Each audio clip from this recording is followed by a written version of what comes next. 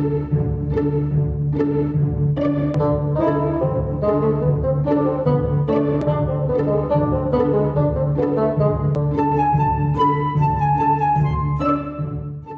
this is Katie and Eric. From. We're going to have to do this a couple times. Say hi. Okay, you want me to do it? Are you sure you don't write it down? I can do it.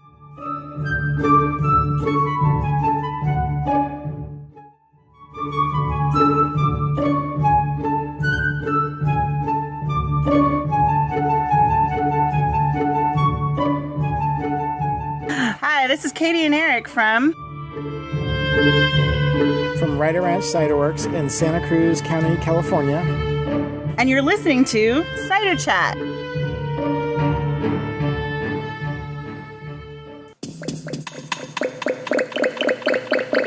Episode 110.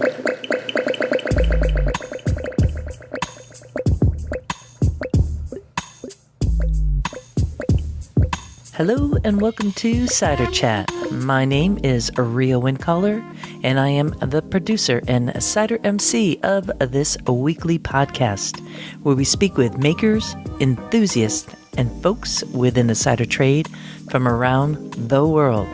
And this week, we are speaking to Eric and Katie Ryder of Ryder Ranch Cider. There'll be more on that chat in just a moment. Well, Happy New Year, Ciderville. It is a 2018, and there is a lot going on as usual, but that's a Ciderville for you. And on the top of the block here, I want to make mention of a huge price drop in the Totally Cider tour to the UK. You remember that trip I've been talking about for a while, right? Right smack in the middle of apple blossom time this coming April 25th to May 2nd. It's a full week of being in Totally Cider, having a meet with the makers, walking around during apple blossom season in Herefordshire, in Somerset, getting up close and personal. So I am biting the bullet big time here, Ciderville, to try to get this trip launched. And I'm going to be very transparent with you. No one signed up for this trip. So this is a last-ditch effort. It's going out, and you have between now, today, January 3rd, and January 24th to put your deposit down for this trip. And what is the cost? Well, initially it was $29.95, and we dropped it down to $21.01. That's nearly a $900 saving. That savings of $900 goes directly back into your pocket. On our end, we changed one thing mainly in the itinerary that you might notice, which is there's going to be a hotel change at Bath. So we'll be staying at the Hilton instead of the Abbey. Still a stellar site and location in the middle of the town. And I did a couple changes with some of the folks I was working with. And the main change for me is I'm not making a cent. I am also paying for my flight to get to the UK. Probably not the brightest bulb in the market in one way, but that is how passion and love.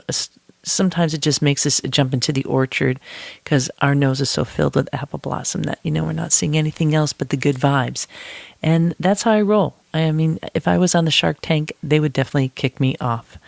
But there you have it. It's a leap of faith here. So there's 3 weeks you have, and I really recommend to not delay at this price because I'm sure hoping that we fill it up now as we took this major drop of $900 off of the ticket. You could email Jody at betweentrips.com. There's a link in the show notes. Go to the Totally Cider page at ciderchat.com. You'll see it there. If you have questions, email me, Rhea at ciderchat.com. But I'm not the person signing you up. We still have Jody there holding that piece of the pie. Once again, this is the Totally Cider tour to the UK, traveling on April 25th through May 2nd, 2018, right smack in the middle of apple blossom time in Somerset and Herefordshire. Don't delay. Sign up today. If you recall, there was an episode number 77, which was on the U.S. cider trends, and that was a presentation done by the Nielsen Rating Group. And they're really looking at what was happening in the U.S., but also internationally for the cider trends. You could listen to that, episode number 77, or you could go to the Cider Chat YouTube channel and see both the slideshow presentation and listen to the episode at the same time, too. I really recommend that. Well, what you should know for the upcoming CiderCon, which is the United States Association of Cider Makers annual conference, Matt Crompton is going to be there. He has a presentation that is going to be, I believe it is on Thursday, the first full day of sessions. You can hear me doing the paper in the background. Yeah, right now it is, I see Thursday. It's going to be an afternoon session, 3:45 to 4:30, and it's called How to Use Nielsen Data to Grow Your Sales. And that's with Caitlin Batgalia and Matt Crompton. And it's going to be looking at the nuts and bolts of the Nielsen on and off premise data, what it is, how to interpret it, how to use it to grow your sales. And while they are at CiderCon, they're also going to be asking for you to, if you're a commercial cider maker, for you to submit your barcode, I guess it is, so that your cider can get into their data bank and they could start basically tracking and seeing where the sales are and how that's rolling. I think it's a great idea because I know as a podcaster, I really watch where my listeners are from, what my download numbers are, to the best that I can. And here is another organization who's really working in conjunction with the United States Association of Cider Makers to really bring in data so that folks can start targeting those different markets. So check that out, both that episode number 77 or on the YouTube channel. Get the contact from Matt Crompton. I'm sure Caitlin would be full on that too. And find out how you could get your UPC, I think it is, barcode. I'm not really sure. It's that funky thing that you have on your products that when you're selling. And get that to them. In tandem with that, another thing you want to bring is cider to submit into the New York International Beer Competition. I know that says beer competition, but if you listen to episode 108, you heard from the alcohol professor, also known as Adam Levy, and he puts on these international competitions around the world. And he said that if there's enough cider submitted this year, and he's very close to the mark, he will start a new competition called the New York International Cider Competition. Why is that a cool thing for you? Well, one, you could bring your cider to CiderCon, give it to Adam. He will submit it for you. You don't have to pay for shipping, and you could bring enough to also put it into the Berlin competition too. That's Berlin, Germany, and not have to pay the shipping for that piece. So that's awesome. He's going to have a booth in the trade area of CiderCon. And the key thing here for this competition, which is really unique than others, is that only trade buyers are the judges. These are the folks who are looking at price point. So look for that link in the show notes, the New York International Beer Competition, and you could also get a direct link to Adam's phone number if you have any questions there. So those are two little tips for coming up for CiderCon to really think about. Getting your barcode for your cider in for Nielsen, and also getting your cider submitted now for two competitions coming up in 2018 that I think would really provide a lot of value back for commercial makers, getting your cider tasted by the folks who buy it to provide that to consumers. Pretty awesome, right? Okay. When we come back, we're going to go on to our main chat of the week. So it's about time you start getting that glass and filling it if you can. If you can. All right. We'll be right back.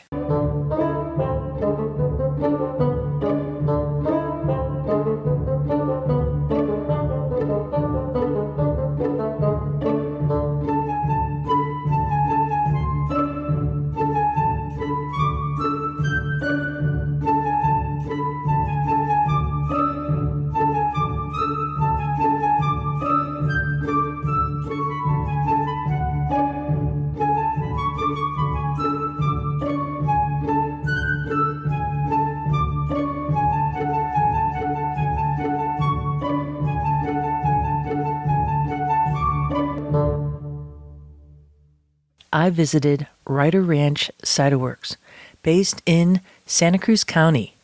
The actual location is between San Jose and Santa Cruz, California. And you have to kind of go up that long drive on 17, which is a really exquisitely beautiful ride. You're going past giant redwood trees.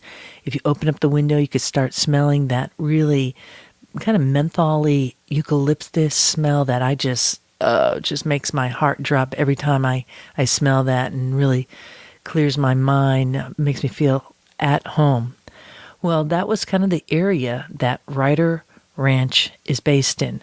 It's on a hillside of a mountain, so California, with these two hipsters.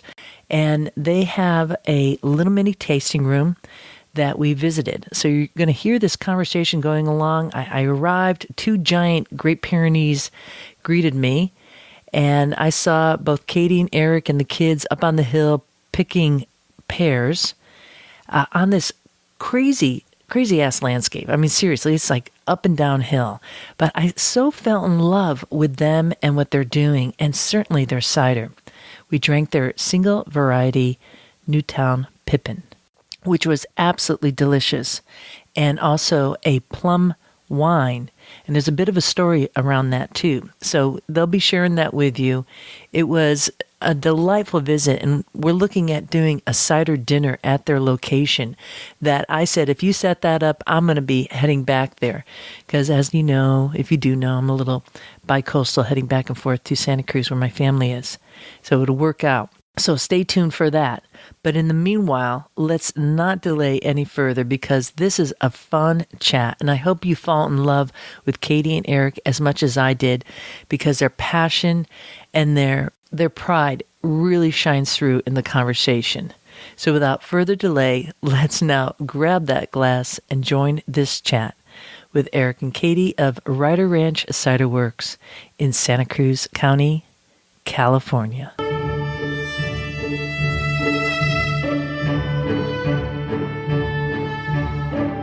Make you a cocktail. It's actually what I would consider a traditional English cocktail, where you use a little bit of this plum wine to mix into our base Newtown Pippin, and then I have a brandied plum as well that I just drop in there. Then what do you call that cocktail? Oh, I think that they traditionally called jerk. That's how it was served. It should be served as a cocktail. Yeah, that's how jerkum should be served, okay. Mixed with cider.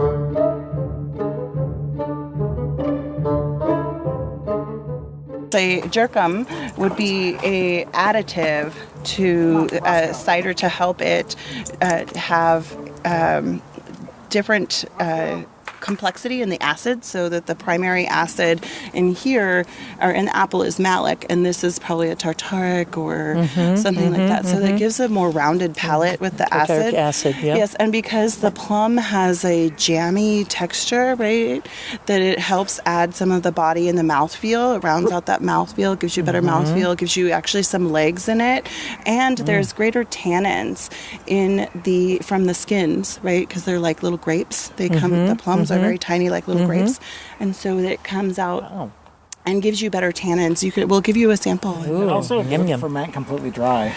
It doesn't ferment. No. So after a year, there's still 1.0. Yeah. 1.01. And I wonder why it's not fermenting. Is it sorbitol? Or? Maybe some sorbitol in there. Yeah. Yeah, I don't know. I don't actually. That is part of his cellar master job.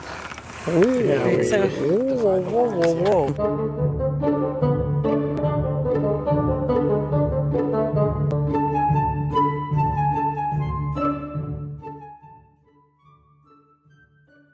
So what are you thinking? Shall we sit down? We can go to our little tasting room. It used to be called our moonshiner's cabin. Oh, up there, huh? Yeah. Love that. We actually started as an urban cider. We were going to do this, and we had some ideas to be more of an urban cidery. But as we were looking for a place like a warehouse, Right. we got the idea that maybe we should look to replace our home instead. That was the better way to do it. And this place popped up. It'd been on the market for 2 months, and we just snapped it up. And it's actually right off the highway, although who wouldn't have known, because that didn't work for me. But You actually took the better drive. I did. Well, it was really beautiful. You could smell the eucalyptus coming up. You could see the big trees coming up. It was So really down stunning. there, you would have passed Glenwood Cutoff as you're Okay. coming up. Glenwood and Glenwood Cutoff. That used to be the town of Glenwood. Oh, And this property was actually homesteaded by the people who founded the town of Glenwood. wow. So, and our neighbors over here. That's why you have the trees here. Yeah, That's it's the whole homestead orchard. Yeah. Cool. So the neighbors over here that are over there through the woods, they bought this property, that property, and another 50 acres up there. Used to be all one property they bought from the Martin family in Sweet. 1850.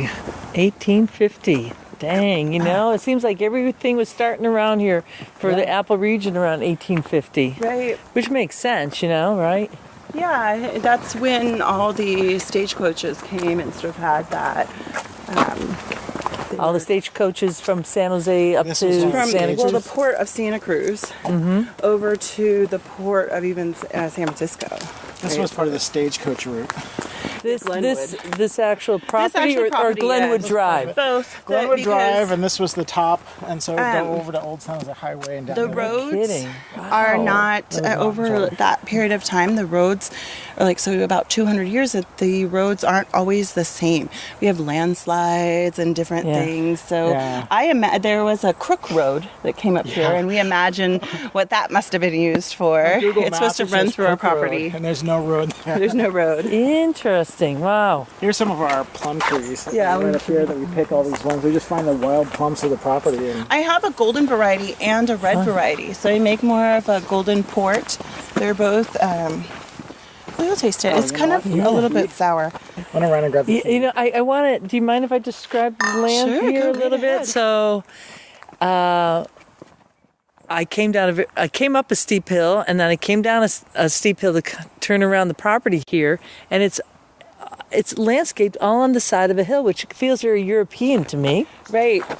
The soil looks sandy, but it's like, how would you describe the soil? It's a clay-based soil. Clay base, okay. Right, yeah. but it has quite a bit of sand involved in it, Yeah. and we have one area over there that looked like it might have been the bottom of a lake at one point, and it's very sandy. Interesting. So yeah, you're right. There's sand in there. Do you get a lot of runoff then? Like if you get the rains that we had? This last year was particularly brutal, right? So that a lot of our topsoil had gone, and so it's washed off a lot of our topsoil.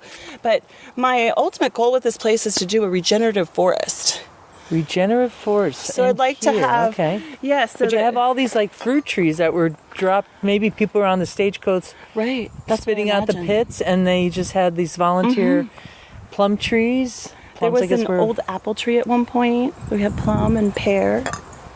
And so, what are you planning on doing then to kind of bring So- back the forest? Well, what we would do is, so in a regenerative forest project, we would add different sort of beneficial plants. So plants that maybe attracted insects, or ones that naturally sort of protected the roots from other insects. So repelling certain types of insects and bringing in others. And then again, it would be a no-till situation.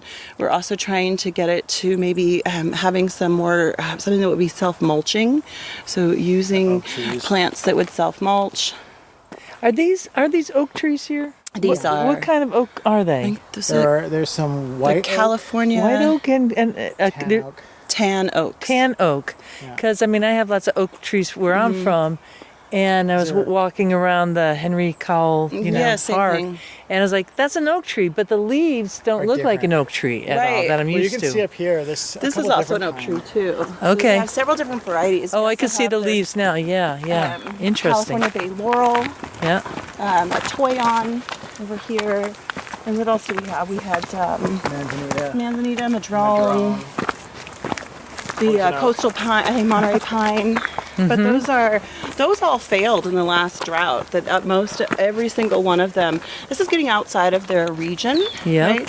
So you're pushing their native habitat to here, and in good years it seemed to work, but now they're drying out. Is that true? Yeah. Look at that. Okay, so that's your quintessential oak leaf. Yeah, and this is an oak here too. So. But this is a different kind of leaf. Yeah, interesting. That's what was a little bit confusing because that's how we go with our identification, don't we? Right. These are the oaks. That's one of my golden plums. Wow. Yeah, so I actually made a a Japanese style plum wine. That is you're making a Japanese style plum wine out of a tree that's probably how many years old? How fast do they grow? Probably at least 100. Right. That's probably 25. Maybe. The tree down there is maybe a little bit older. I don't know. They come up and they go down, and then that's a pretty good girth, I would say, all the way around. Is like we find all kinds 30 of inches stuff out here. Yeah. Wow. We had a rough winter. Because all the rain, you mean? The rain and then the heat, so we're dealing with fire blight. And we also knocked off a bunch of our buds. It was a bad year for wine as well. Oh, sorry to hear that. Well, our harvest Jake has for us is a lot less. Mm-hmm. Last year, an orchard that we got 2 tons from, we have 2.5 bins. So we have... Wow. Oh, no, that's sad. That's hard. Yeah. Well... And then we planted 40 trees this year here. You planted how many trees here? 40. Where? Where are they? There's a whole bunch over here, and they're down to sticks because we have fire blight. Now, this ain't going to be an easy place to harvest fruit. Well, that goes down to the shaking. It's actually rather easy to shake them. Okay. And we put tarps down on the ground. Okay, and do it that way. So that's plums. Right. Well, the first year I hired a boom lift, and that was not economical. Right. It was frightening. And it was frightening because it would wave in the wind. Oh my goodness! I'll tell you that. So we just climbed up from the home up to your moonshine. What would you call it? The moonshine. It used to be the moonshine. It used to be a barn. All right, Cider Shack works. We're all catching our breath right now. Yes, we are. That's kind of like the test. Okay, if you can make it up the hill, then we came the easy way. We came the easy way. I know that other drive was like steep. That way. That's like San Francisco going up and down. Yeah, that way I'm like, oh my god. Yeah, I know. Why did I do this? I know. This is a really sweet little tasting room. Why don't we describe this as Ciderville?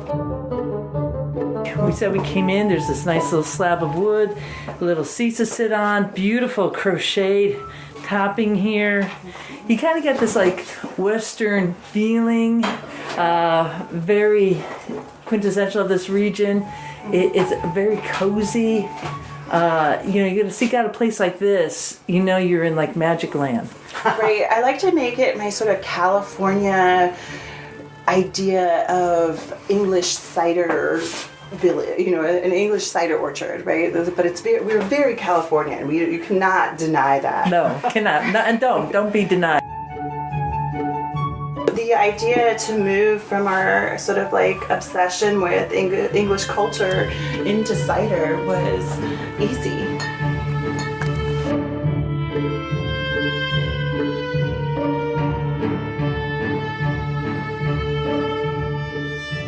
This is we call it pre-prohibition pippin. And this is what was sent to New York City. This is. Yes. I could smell that, I'm standing up right now, the glass is on the table, it's just wafting up here, wafting. We'll work on it. Wait till I have a couple of sips of cider. Wait until I revert to Now, I want to say that before I take a sip of this, I was just walking by the trees that I believe these apples came from. And what stellar, beautiful, beautiful trees. You could feel their energy. Yeah. Like these kind of burly, really... gnarly trees. Ooh, super. And I was like, when I heard that these are going to your place, I was like, oh, you are so... So you notice one thing, everybody else in the area is like done, and our fruit's still hanging on the tree. Cheers. Cheers. Best of luck to your future. Thank you. Cider. Yes. So we don't filter, we don't pasteurize. Yes, it's good, and it's aged a year. Well, so I've been really excited to taste this, and there's a couple things I get going on here. Is one, well, I actually am very surprised because I was looking to see what the acidity was, but what's really being overshadowed right now is this intense apple taste. Mm-hmm. Really, the finish in the mouth, there's like that sweetness of the apple. That's the sorbitol when we ask the grower to put it on the tree, to leave it on the tree, to have it fully tree ripened, right? So we're looking, they come yellow, sunburned, ugly fruit.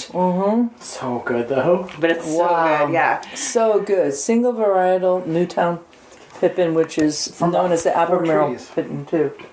Yeah. It's known as the what? Albemarle. Yeah. Albemarle. Yeah. Ooh. Because it's coming from like New York State and then fanned off from there. And that there's this like bounty of it here in California just shows you the tenacity of the apple. Wow, that is a delightful cider. Thank you. We're really proud of this one. You gotta be. That the clarity. So you said no filter. Nope. No filter, but completely clear. Look at the carbonation is really nice. The pearls. Small bubbles coming up from the glass, just really consistent, which allows you to, it doesn't overwhelm the aroma. Beautiful. The color is like a golden straw color. I'm holding it in the light. It's absolutely stunning. Yeah. Nice. This is the cider that we wanted to make from the very beginning. Right. And it was great working with Jake. So he was out there in the orchard and he tested the bricks on it and the acidity. And Darlene was out there doing it too. We had like 3 of us testing the... what were you getting for the acidity? What did we get? We're at 3.6 on the acidity when he picked it. Wow. And the bricks was 16. We like to take a sort of a top and bottom approach. So Eric is the cellar master and I'm the master blender. So we sort of harken back to those sort of champagne roots. We come up with a product that is very much more of a like a champagne, more of like a champagne, which really reflects my terroir as a cider maker. That this is something that I would like to drink. And I think that if Eric had final say in it all, it would be a little bit more funky. And we do come out with some, we try to sort of... I do like that funk. I have a smoke cider. We have a smoke cider. Yeah. I have one bottle from last year if you want to try it. Yeah. Hell yeah. Okay, yeah. Are you kidding? It was very popular. Yeah. Cheers to that. All right. But I want to keep on hearing about this. So you're coming from 2 different approaches here. You say, Katie, you're the blender, a cider maker. So how does that work with husband and wife kind of team doing this? Well, you can kind of see that reflected in our logo where we take sort of a yin and a yang, where he's got his job as a cellar master, and that's a job, complete with the set of expectations.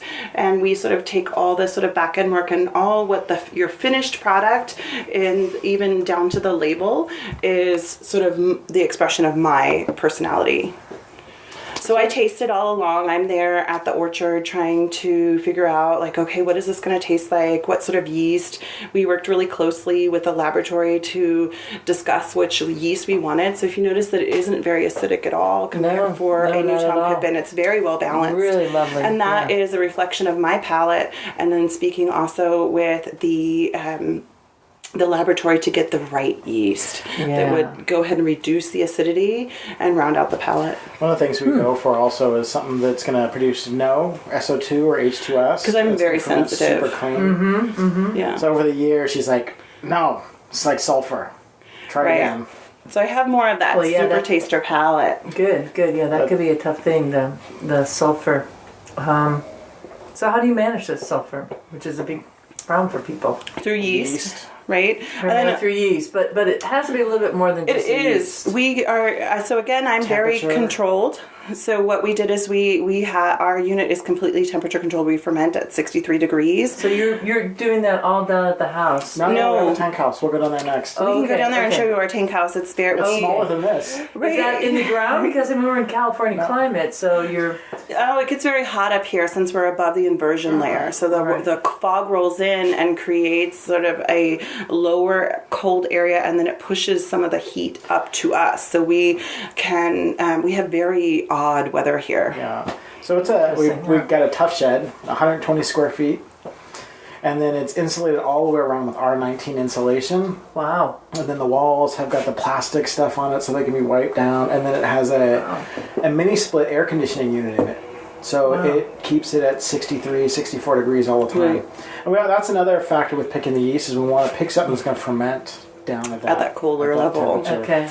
Right. So then we work that's where we work with the lab, where that we just try to sort of farm out some of the ideas that the laboratory has experts in this that have been. Who do you work with? What lab? We work with Scott. Scott Labs. Scott Labs. Okay. Yeah, we just kind of say this is what we're getting. They're really good about I have this great odor, and then they're like, well, try this and try that. Good. Very good. We also do. We take a slightly different approach from other cider makers in that we do a cold, slow fermentation.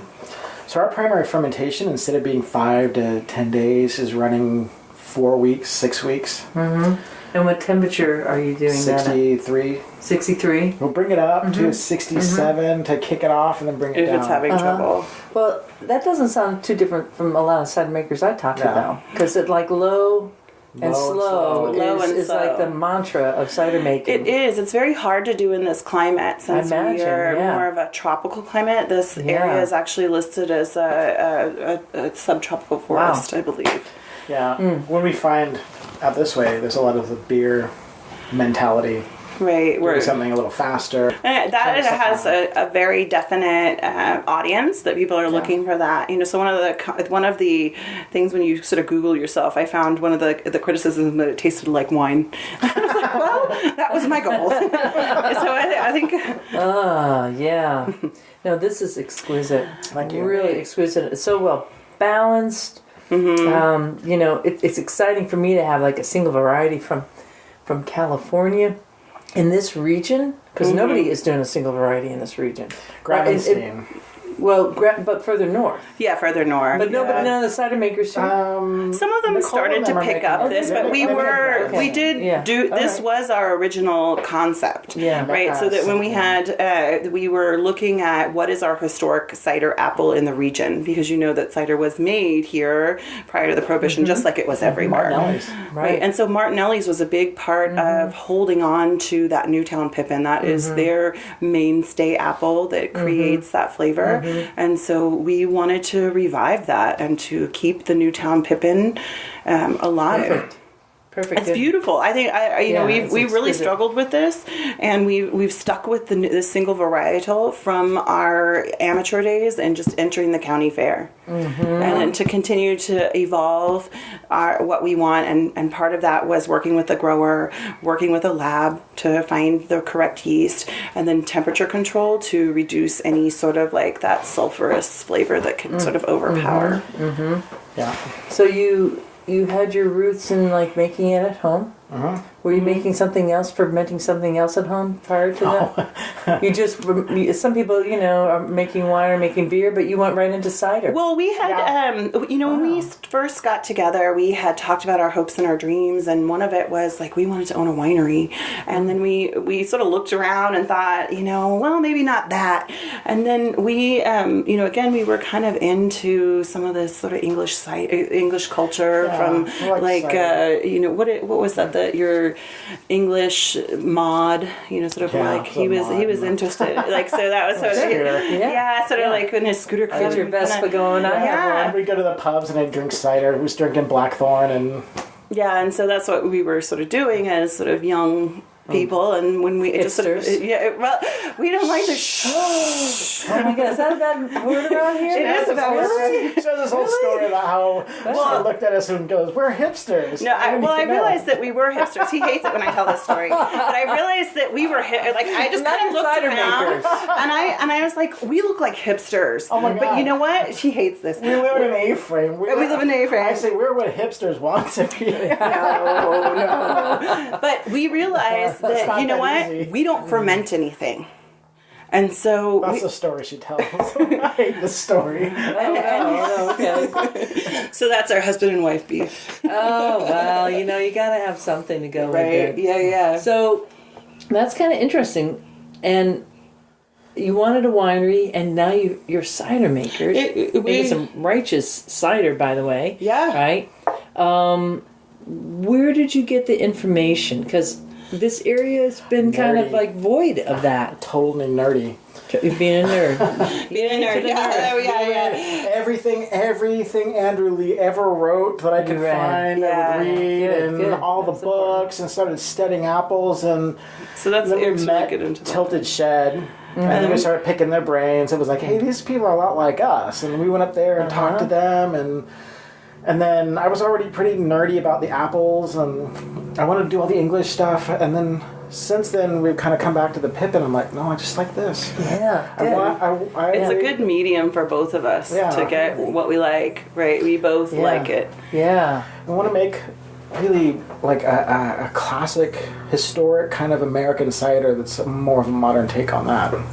Right, yeah, I think it's you can, so you can, instead of tasting the suffering of the apple, you can taste the warm climate and beautiful sun. You saw the trees; they were looking pretty gnarly. They were, but you could tell, like they had some serious stories. Yeah. Have gone through amazing experiences, like droughts and rains and earthquakes, Yes. and still survived. You could see a Yeah, we asked mudslide them down to there. dry farm those apples, so that's part of why we're getting not only are we keeping them on the tree longer, but we're also dry farming them as well.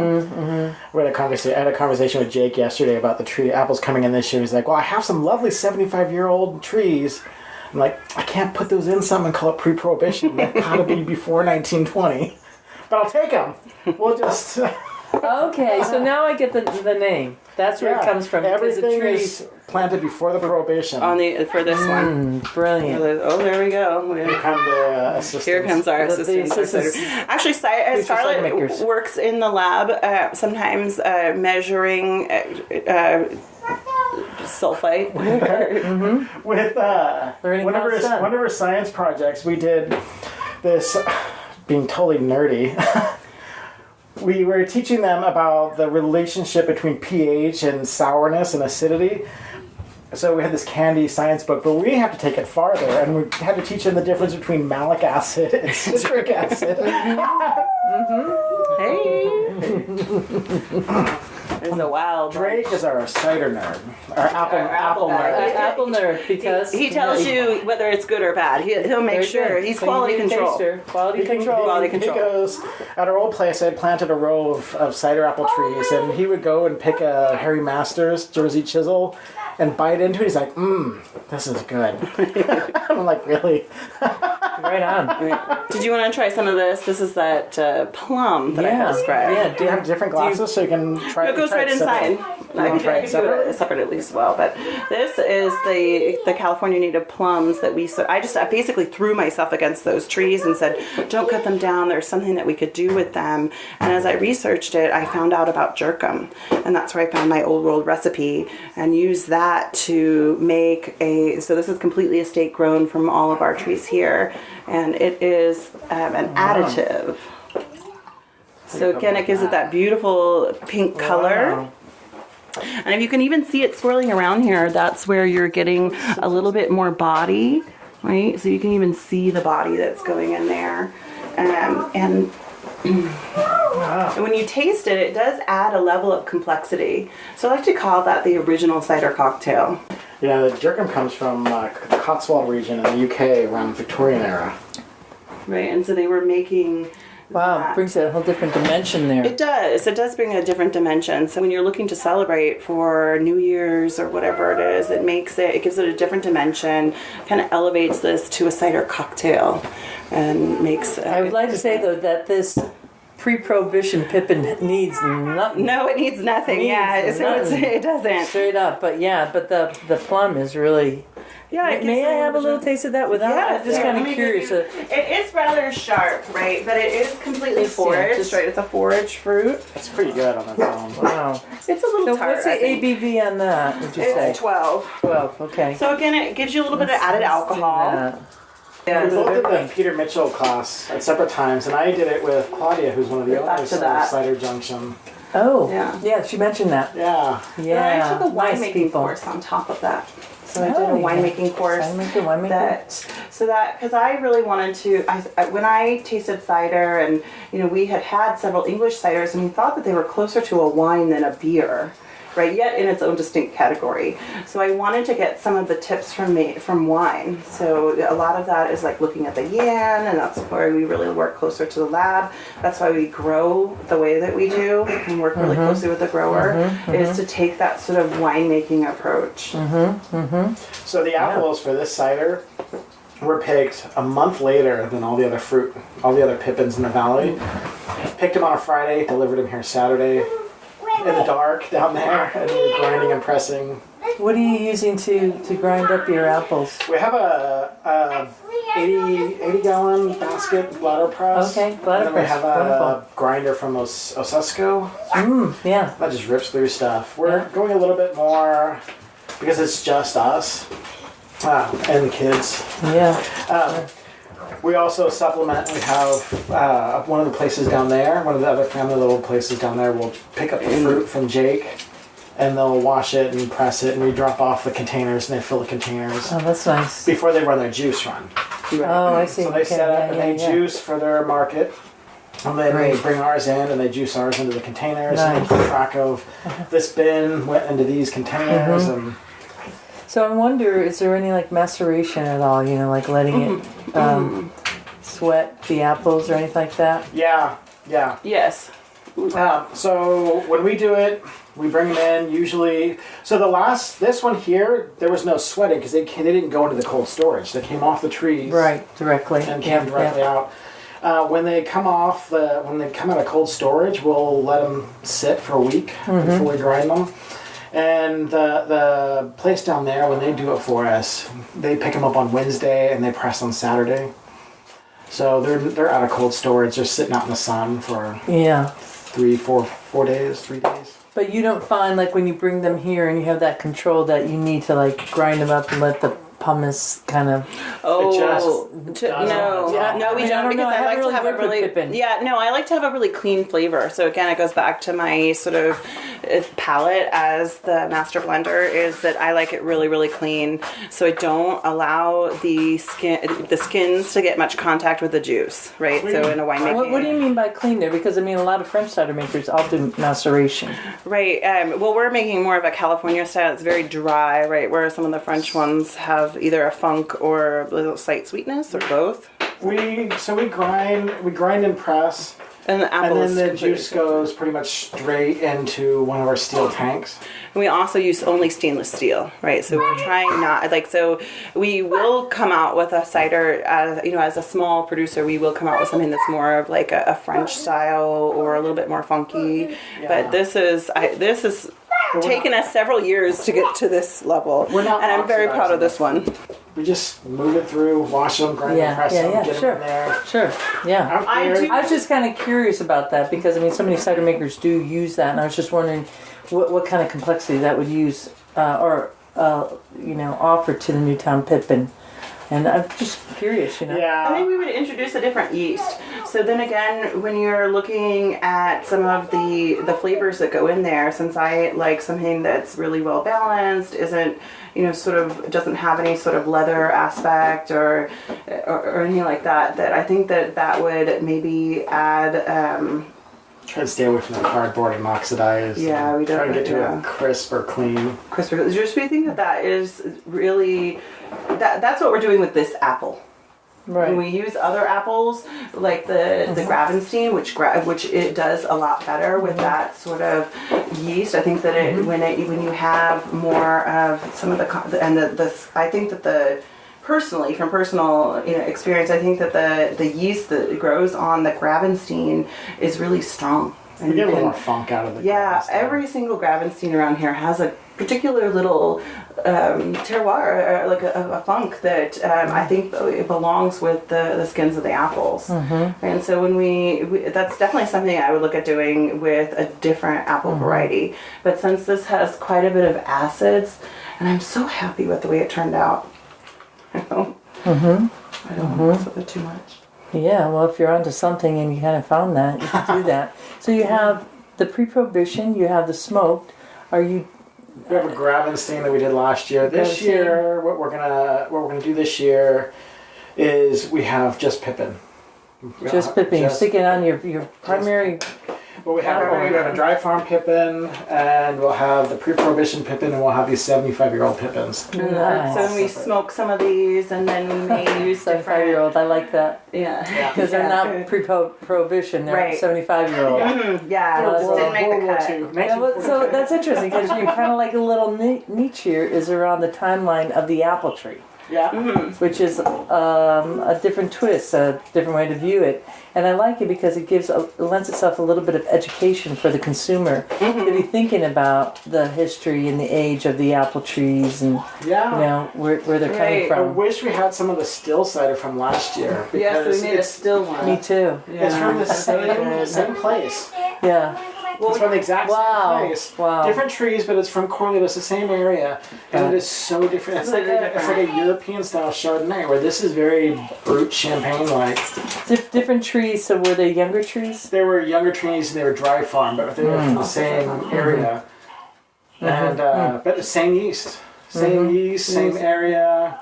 Yeah. Younger trees. Yeah, the age of the tree, I really do think makes a big factor on the apples. I think so too. If you the roots go down. I don't want to make anything if it's not over 100 years old. Well, the roots get down so by I'm true sure cider geek. That 75 we might have to kind of. It was hard. I don't know him so much. That's his job, right? So he deals with all the trees. That's right. Yeah. Well, I give him his right there it is. Again, the Yang's talking. There it is. He said, but that's what we're doing on the trees, and that's what we do. Well, he's been telling me for like 2 months, and I'm like. And then when he said that he didn't really have enough, the trees didn't produce enough, I'm like, okay, this is a bad year. I guess I'll take it. It's only 75 years old. A storm came It's only 75 years old. I love it. A storm came in the middle and knocked off all the buds. So that's part of the problem with this year's harvest. Yeah. They were having troubles even with the staff to pick them. I'm really liking Jake growing for us. Yeah, Jake does. Jake is an amazing person. We're talking Ciderville about Jake Mann, who is also known as the 5 Mile Orchard, and is just quite the dude in this area for really connecting with cider makers and creating this community. Let's talk a little bit about the community out here.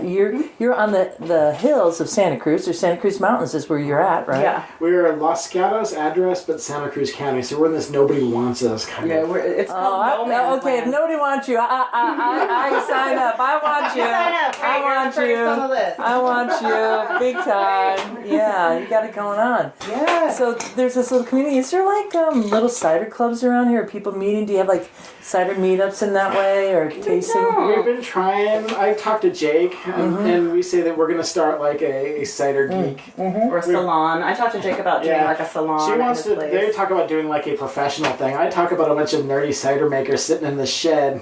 And just drinking and talking about what you have, because it's a little bit what just happened with your Newtown. Really, there's no difference except it was in New York City where you had people sitting around with that single variety Newtown Pippin, yours being one of them. I wish I could have been there. Exactly, and when part of it is building that like infrastructure of education and people locally to your area who are going to be geeking out, and those geeks will then spread the word. Right. And it'll build upon your community and your commerce in that way. Well, we have It's a win-win. Started our geekdom with our fellow cider makers.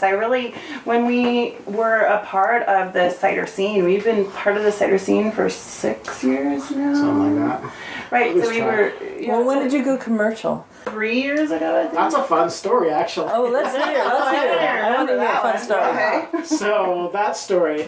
So I like she said, I just brought home a kit and said, let's make some cider. What do you mean a kit? Like a brew kit. okay, but not Not like a wine. juice. No, I mean, because no, they do sell cider No, juice but kits. We did go to Apple Hill and brought back Yeah. some juice from Apple Hill and From a family fermented trip. that. Where's that at? Where's Apple Hill? Placerville. Placerville. Oh, okay. Yeah, there's a whole apple tourism. Placerville? Placerville, yeah. Okay. It's an apple tourism place. They do a lot of. You can find it if you look in the back fridges. There, you go around and it's supposed to be apples and juice. If you look in the back fridge, and you can kind of sometimes pick up some good.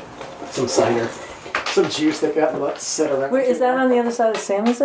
No, it's up by Sacramento. Near Sacramento. Yeah, it's on the way to Nevada. And that was an apple, or is it apple growing? It's an apple growing region. A They do- U-pick style, Yeah. just like Oh, New York okay. has their upstate New York apple region. Like they'll have farm animals or petting zoos Right, and right. the whole Oh. thing. Yeah, so we brought some juice back and I made some stuff and she's like, it's all right. And then I got some stuff from Trader Joe's and she's like, ah. And I thought, well, I'll stick some oak in it. So I put some oak in it. I had a 1 gallon jug and I put some oak in it and then we went down to Gizditch and bought some juice from them. And that was where we started with the Newtown Pippin, was that. And brought that home, and I was trying out some ale yeast, and she's like, it's got some funk. And then this California cider competition came up, and she's like, you have to send something. Right, I was like, we gotta compete. Like this is our chance to have our own winery, right? Is to do this, Rev it up. to rev it up, yeah. And I was like, now, I just kind of knew that you kind of had to grab that market, and we did, and we started the competition. We won a silver, I think, that year, and we were also judges, but we didn't judge our own stuff, right? That happens. Yeah, probably not a good idea. Yeah, of course. No, they arranged it that way. But of course. But one of the things that opened my eyes into that, hey, we could do this commercially, was that I knew that we were judged against all the professionals. That when we got that silver, it was well earned. It wasn't just given away. That that getting a bronze was actually a feat in that particular competition, since it was brand new. Yeah.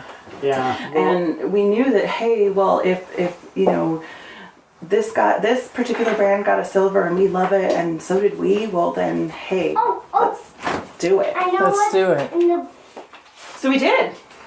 You did. So you went to the competition. So actually, what happens is I had a couple ciders that were funky. I'm like, no, I'm not sending these. They're awful. And Katie comes along and she's like, well, let's mix a little bit with this and a little bit with that. And she took stuff that all sucked. It was all horrible. And when she was done with it, I'm like, wow, this is really good. Mm-hmm. We've actually gotten to the point where I am kind of kicking myself out of a job, where there's nothing that needs to be done. That we've done such a great job in selecting the apple variety, growing it to specific specifications, to having already selected the yeast and experience with the yeast, that nothing is everything's bad made to her anymore. palate. Right. Right.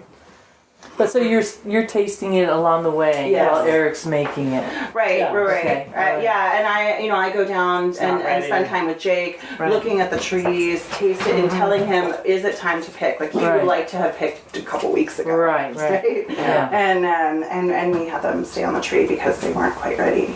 Good. Well, that's what's a little bit unique here, when people are not orchard based and they're getting the apples from elsewhere, is they don't always have that option to go out and taste the orchard. We work really closely. Yeah, I like that. and you taste that. Yeah, of course you do. The difference in the Newtown Pippin versus the Gravenstein, right? So you do see some single varietal Gravensteins here. Is the Gravenstein actually falls off the tree much earlier, right? And it even ripens on the They don't ground. hang them on the trees. So They just fall. They just fall. So the Newtown Pippin always is green. sticking on the tree longer.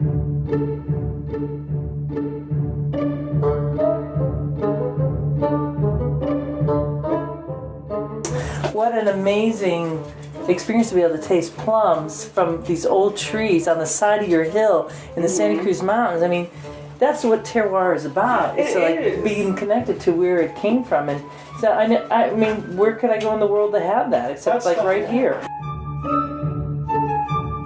Right. So again, we have the Saccharomyces yeast is coming in through here with our old homestead. You know, having animals that were living here a couple hundred years ago helped sort of Keep that up. Yep. So there's more of on the oak trees, you have the Saccharomyces paradoxus, which is interesting.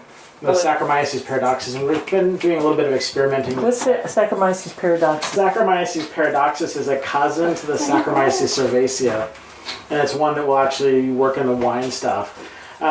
It gets in a little bit higher, where you get your higher alcohol. Rather, some of those other native yeasts only get to like 2, 3, 4%, and we're getting to more like in the 19. We're doing some experimenting. I'll let you taste one of the experiments. It's a Newtown Pippin that's a blend of Saccharomyces cerevisiae and Saccharomyces paradoxus. And the Saccharomyces paradoxus converts not all the sugar to CO2 and alcohol. It converts some of it to glycerol. So you get body and you get sweet. So it ferments completely dry, but it's got that sweetness and body and residual. Like the pre-prohibition Pippin, it's like it doesn't get much better than that. I really love it. I'm just drinking my own cider. I know. I fooled myself. I mean, I really love your plum, but I'm like, we'll give you another glass. Don't worry about that. Okay, we'll open another bottle. We'll open another bottle, right? These we actually have lots of these. I'll even put a label on one and send you home with a bottle. Awesome, great. I'd love to bring it back to my spot of Ciderville and share that. Are you going to be able to walk down the hill? Yes. And we can do that now since the kids are getting a little rowdy. Okay. These come out actually, but I can do it. I get tired of this, like the Belgian corks, and you have to like work it out. Where is it available? People want to come and get it. The farmer's market is where again? We have stopped selling at the farmer's market until in the new year. So right. back in June, we'll be back in there. June till we exited early this year so that we could through Thanksgiving. Through Thanksgiving. Wow. Through Thanksgiving. June through Thanksgiving, and that is what farmers market? We were the Scotts Valley and the Santa Cruz farmers market. Oh, good. Okay, Santa Cruz farmers market. Because I know there's one in downtown Santa Cruz too. We do just the west side and the Scotts Valley. Okay. It may change next year, so it's always good to look on our website to see where we are. Okay, and Scotts Valley, Cider Junction at this time. Yeah, we're on Keg on tap there, which is so worth going. It is actually. It's so really exciting. Great. So, is this going to be an open tasting room here to the public at some point? Is that what you're? It's open by appointment only. So again, you can make an appointment. We are looking. Which would be so worth it, Ciderville. If you're in this area, and I know a lot of you come through here, you have to get a hold of Eric and Katie. Ryder Ranch, right off the Highway 17, and they might find themselves a little bit more busy than they expect. I hope so. Come on, everybody. Because they are people you want to hang out with. Right. Actually, make an appointment. You can look for us. Yes, you can contact us on, through our email. Yeah. There's no signage or anything, so you're going to have to get the passcode. Right. Like every batch of cider is made to the apples, and we don't have anything that has been aged less than 9 months. Ever. I'd like to thank Katie and Eric of Ryder Ranch Ciderworks in Santa Cruz County between San Jose and Monterey Bay. If you want to check out their ciders and have a tasting, do contact them. Just go to the show notes for this here episode 110. There is just so much going on in 2018, and conversations like this one with Katie and Eric really inspire me. You learn about dry farming, which is, what they do in California, and they don't have the kind of irrigation that you have in other areas, and so you're going to have that kind of very high sugared apple and really dense and rich taste that's really sun-kissed, no doubt, and sometimes a little burned and on the outside, kind of almost giving it like a caramely taste. Having walked through 5 Mile Orchard with Jake Mann, who they were talking about, and actually tasting the apples there with him was an eye-opener for me because I'm so used to orchards in my spot of Ciderville in New England, which are really, really different than the profile of apples that you're going to get from California. Both equally great and very unique.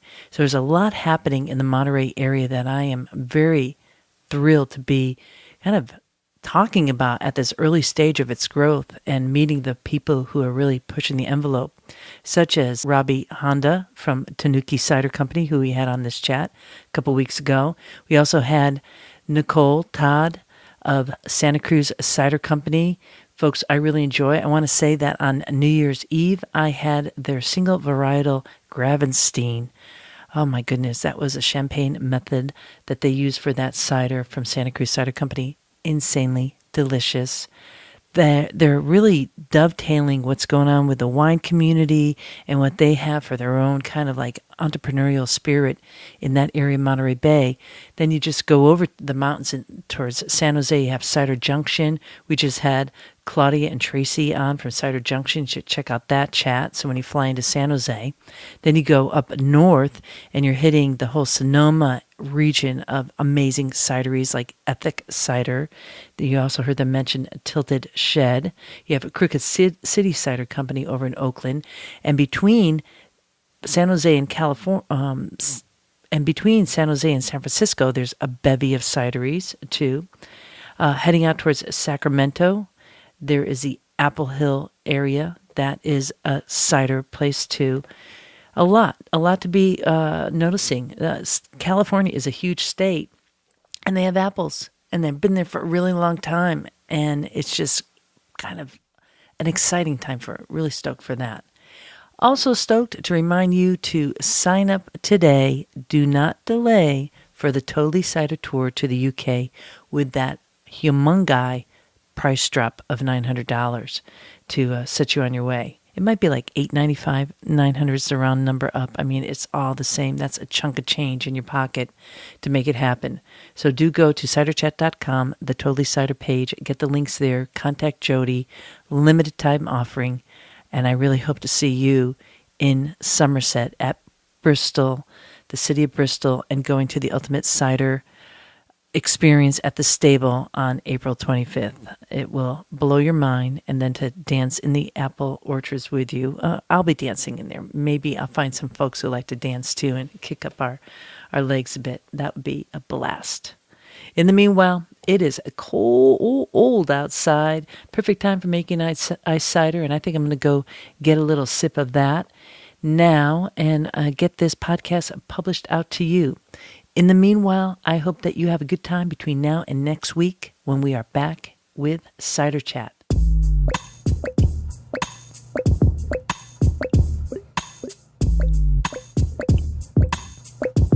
This is Real Wind Caller signing off for now. Looking forward to seeing you in Ciderville. Going up, going up, going up.